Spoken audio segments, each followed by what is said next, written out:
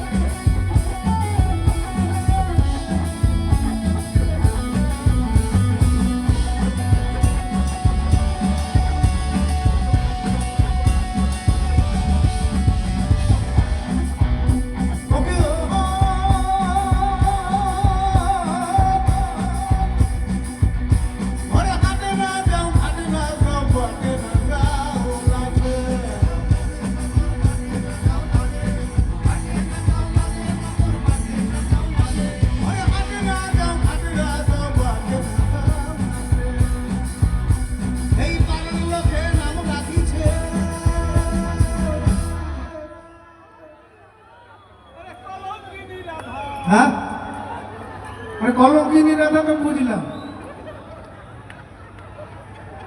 না, সেটাও ঠিক আছে, কারণ হারাম যারা সবই বুঝবে। হ্যাঁ,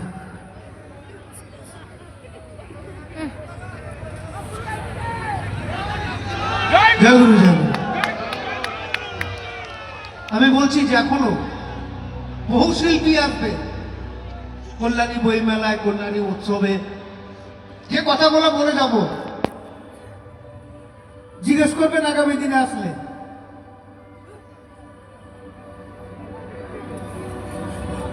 আচ্ছা দিদি ভাই, এই যে কলঙ্কিনী রাধা কেন হয়েছিল একটু উঠে বলুন, ভালো লাগে। আমরা বাউল তো, অসুবিধা নেই। আপনি ভালোবেসে, কাকে ভালোবেসে? কৃষ্ণের প্রেমে পাগল হয়ে। এটা জানেন তো যে কৃষ্ণের প্রেমের গুরু ছিলেন রাধা রানী।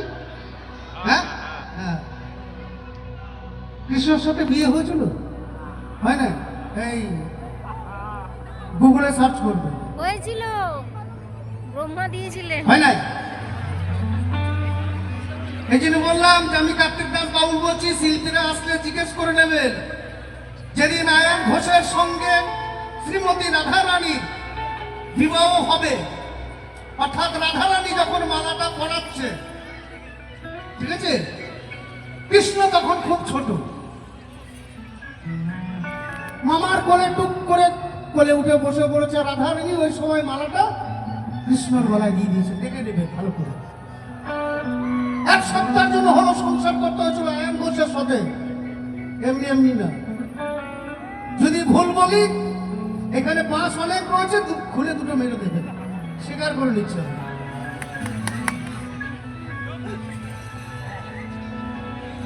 আয়ন ঘোষ বলেছে ঠিক আছে রাধা রানী, তুমি যখন আমার সঙ্গে সংসার করবে,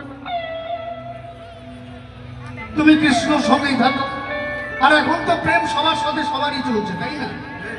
হ্যাঁ, এমন একটা বাচ্চাকে মোবাইল দিয়ে দেন, আপনাকে আর জ্বালাবে না সারাদিন।